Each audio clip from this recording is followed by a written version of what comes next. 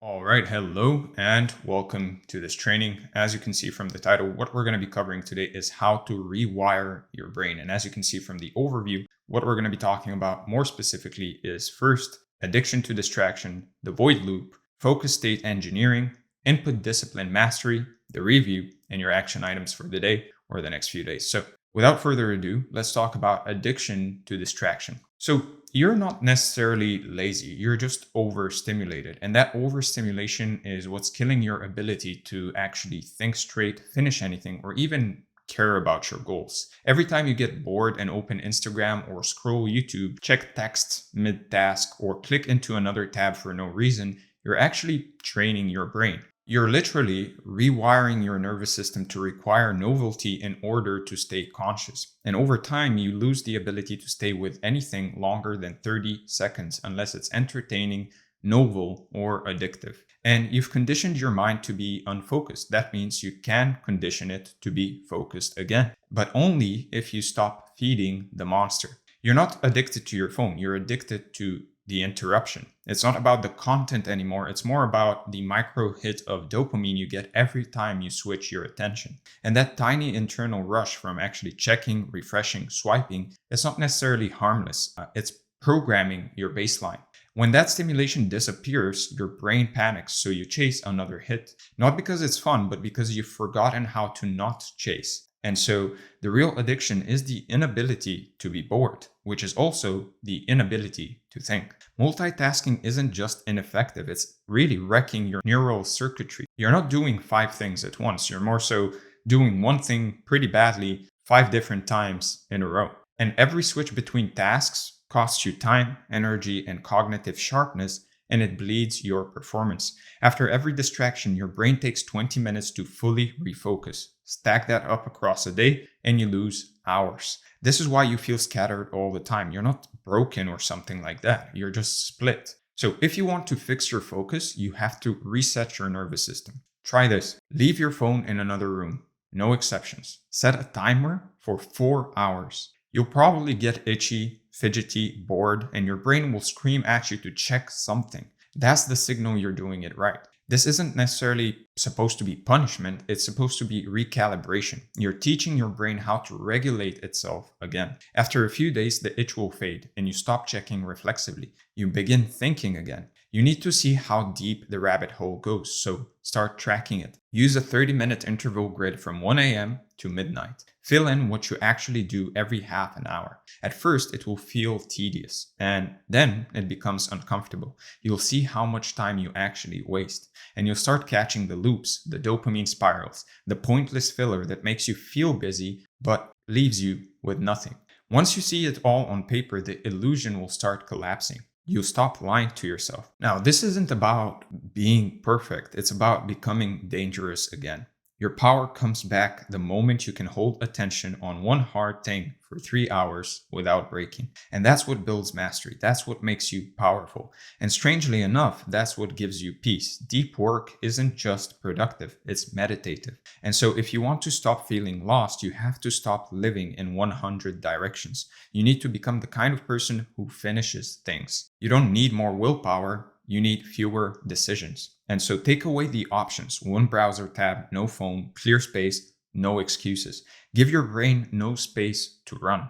And then point it at one thing and don't let it move. You'll be shocked how fast the chaos fades. And you'll remember what it feels like to actually be in control. Now, this is just the first battle. You either master your attention or you stay average. No one's coming to save you. Your brain won't magically fix itself. Every time you pick up your phone mid-task, you're actually choosing to weaken your focus. And every time you ignore the itch and stay on track, you're actually building a stronger mind. It's not about freedom, it's about boundaries. Only those with boundaries can actually focus. Only those who focus can actually win. And so once you control your focus, everything else gets easier. You start to notice the noise. You start to think deeper. You stop jumping around and you actually start locking in. You do more with less. And over time, that becomes instinctive. You can do it on demand. You can do it at a snap of a finger. And so that's when the deeper problem starts to surface. The indecision, the doubt, the fog, and you'll finally be ready to actually face them.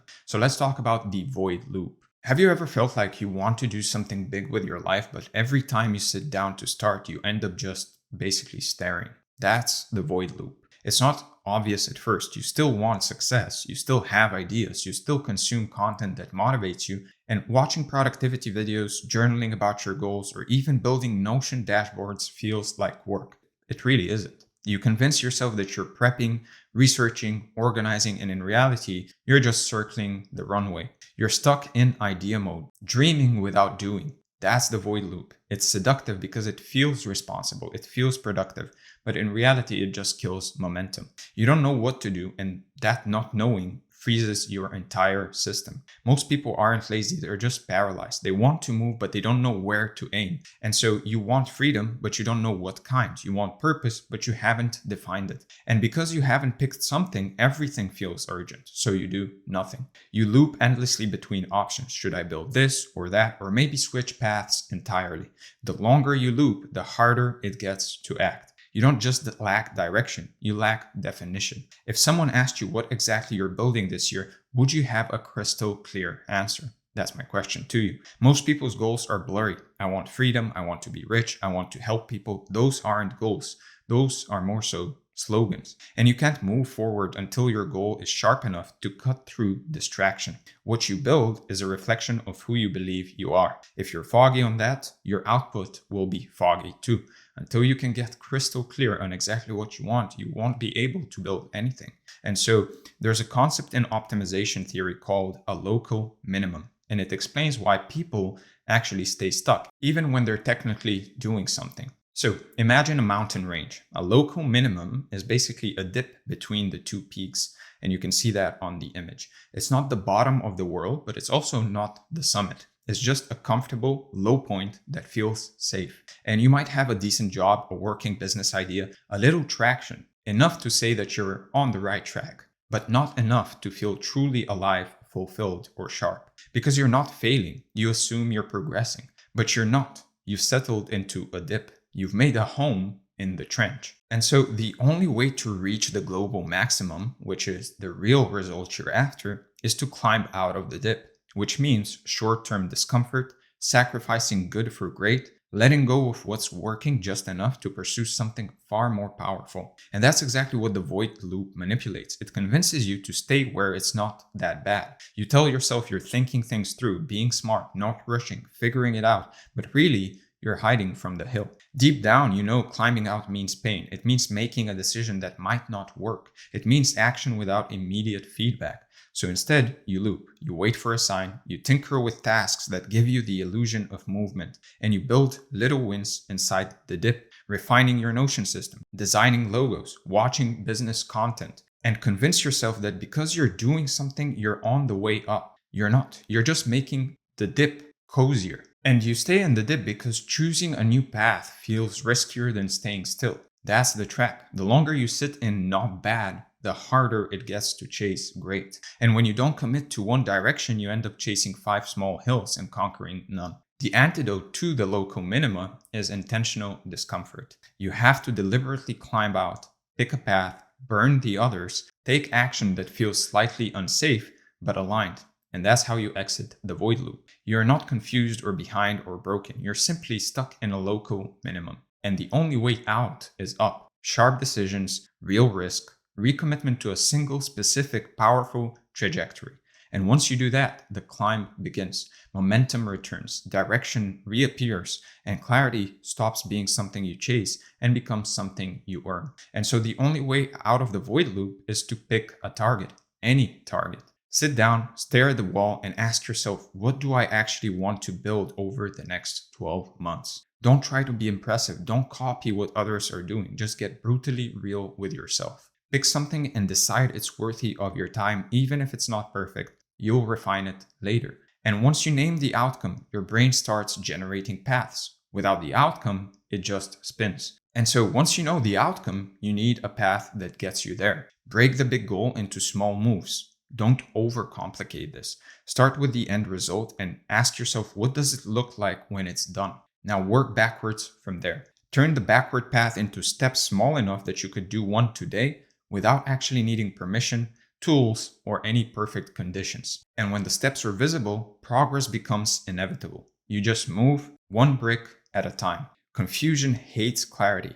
Chaos hates structure. And so you need to give your day a frame, set some non-negotiables, block some time, keep your list short and surgical, and don't give yourself 10 priorities. Actually, just pick one or two. Force your brain to make trade-offs. That's how decisions become direction, through restrictions, through constraints. When your system is simple, your execution becomes stable. You finally move forward without wobbling every hour. And keep in mind, the void loop is quiet. It hides in productive distractions. You'll know you're in it when you start defaulting to learning, planning, organizing, but avoiding actually doing the thing. Watch for the mental justifications like I'm not ready yet, or I need to learn more, or I'm still figuring it out. That's your escape hatch. Every time you catch yourself saying those things, ask yourself, what's the one thing I'm avoiding doing right now? Then go and do that. You have to choose to get out. You don't drift out of the void loop. You punch your way out with decisions. And so this is on you. No one can define your goal for you. No one can break your loop but you. And so you won't pick perfectly. You'll make mistakes, but those mistakes will teach you more than endless indecision ever will. You gain energy when you commit. You feel alive again. Clarity wakes you up. Action moves you forward. And the void loop dies the moment you go all in on something real, something that you actually care about. This isn't about finding the right thing. It's about applying force in one direction long enough to actually gain some traction. Even slow progress crushes standing still. Even messy steps are better than endless planning. So as soon as you move in with purpose, the entire atmosphere changes. You stop feeling lost and you actually start feeling locked in. Once the fog clears, the path opens. The world rewards movement. It punishes hesitation. And so now that you've broken the loop, you're ready to lock into the state. And now that you've broken the loop, you're ready to lock into the state where real work actually gets done. So let's talk about focus state engineering. So once you escape the void loop, the next skill is learning how to stay locked in. Getting clear is step one, but getting deep is what actually moves the needle. It's not about working more, it's more so about working longer, uninterrupted, and sharper than anyone else around you. 1 hour of real focus will outperform 8 hours of scattered busyness. And so the people who win aren't the smartest. They're the ones who can hold a single thread longer than the rest of the world. You can't just show up. You have to be fully there. Your brain, your nervous system, your attention, everything is pointed in one direction. Your mind won't drop into deep focus on command unless you give it the right signals. And so you need cues, you need rituals, you need triggers that tell your body it's time to go deep. Clean your desk, close your door, put on a specific playlist, same time every day. Make it feel like you're entering a dojo, a classroom. Stand up, breathe deeply, shake out your arms, sit down with posture. Don't slump into your chair like it's a Netflix hour. And look, repetition builds response. The more often you trigger these cues, the faster your brain drops in. And eventually, it becomes automatic. So the next thing you need to do to engineer your focus is to work in time containers. No working until it's done. That's pretty vague. That's pretty weak. Set timers. Use 90-minute blocks. No phone, no tabs, no music with lyrics. Treat it like a fight. Knowing you've only got this block forces your focus. It creates pressure, and pressure makes diamonds. So don't let people interrupt you. Don't let quick questions steal your zone. Be ruthless about your flow. And after the work block, walk, move, step away completely. Let the brain rest before the next round. And stop multitasking. Multitasking is a myth. It's not efficient, it's diluted, and you don't need 1,000 tabs open. You build momentum by doing one thing, not 5. Every time you stay on one task without switching, you actually gain energy. Every switch literally drains it. One focus, one path, one outcome. That's where the results live. So own the task and don't kind of do it while half checking Discord or answering Slack messages. That's not work, that's pretending. You don't wait to feel focused, you decide to become focused. In the beginning, it will feel hard. You'll want to check things, you want to wander, you want to pause. That's the resistance. But if you fight through it and just sit with the discomfort, you'll notice something crazy. It passes every single time, usually in 5 to 10 minutes. And so focus is a muscle, not a personality trait. If it feels weak, it just means you haven't trained it yet. And real work is supposed to feel immersive, not like dragging yourself across concrete. You'll know you're in it when time disappears. You stop checking the clock, you start caring about the work itself. and your brain starts making connections faster. Ideas link together. You solve problems before you realize you actually had them. And this is the most fulfilling state a human can be in. You finish and you feel alive, like you earned the day. And so you need silence, both outside and inside. Turn off all alerts. Put your phone on airplane mode. And no, do not disturb is not enough. Get violent about this. Close the loops. Write down everything buzzing in your mind before you work. Free up some RAM so your brain can actually compute. And if you're working on something but secretly stressing about a fight you had yesterday, stop lying to yourself. Resolve it or compartmentalize it. Then lock back in. Now look, focus isn't just about bursts, it's about repeatable systems. So you need to have a daily rhythm. Same blocks, same rituals, same starting time. Track when you're the sharpest and protect those hours. If you're trash at 3 p.m., don't schedule deep work then. You'll do nothing.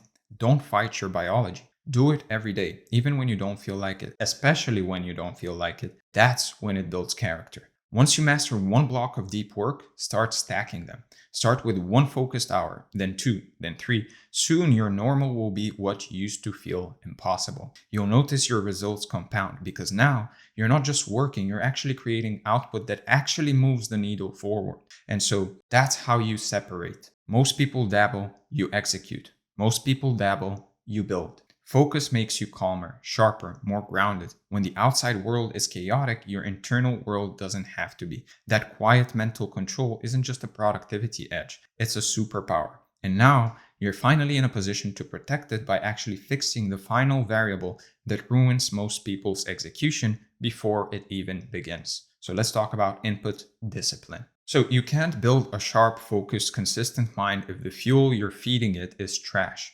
Inputs are everything. You are a system. And systems only run well when what goes in is clean, stable, and aligned with what you're trying to create. You don't put diesel in a Ferrari, so why are you eating like a raccoon and expecting to build something meaningful? Every day, you repeat the same pattern. Wake up, consume, work, sleep, repeat. What you eat, what you drink, what you listen to, who you talk to, how you move, how you sleep, these are the raw materials of your mental clarity.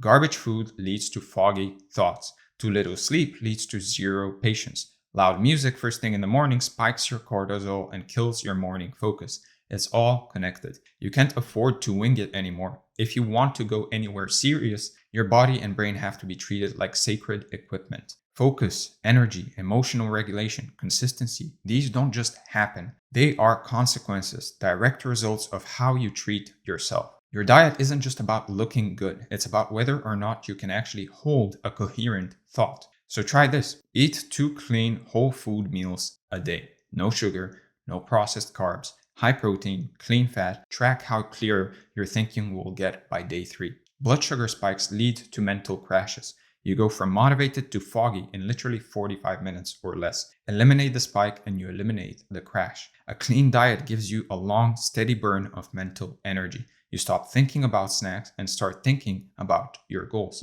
I, for example, personally have 1 meal a day in the evening and that's it. And it's mostly meat. So if your brain keeps glitching out, stop blaming discipline and start looking at your last 5 meals. That's where it usually starts. And another thing is, most people are living their lives mildly dehydrated and have no idea how much it's actually costing them.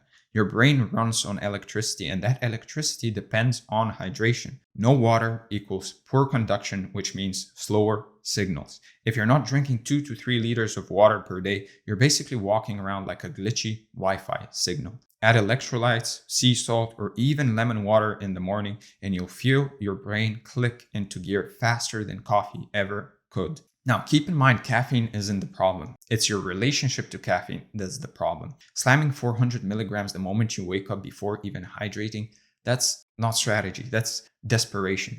Every peak has a crash. The bigger the spike, the harder the drop. And when you're down, you chase more, which creates the loop. Most people use caffeine to cover up bad sleep and worse habits. It's a patch and not really a fix. So delay your caffeine by 90 minutes after waking. Ideally, drink water first, use it to amplify an already good state, not to escape a broken one. Now, you want to be locked in all day, but you sleep like a college freshman during finals week. Fix that first. Sleep isn't a luxury, it's your entire nervous system maintenance crew. You skip it, you stay broken. Even one night of bad sleep reduces your working memory, your reaction time, and even your emotional control by 20 to 30%.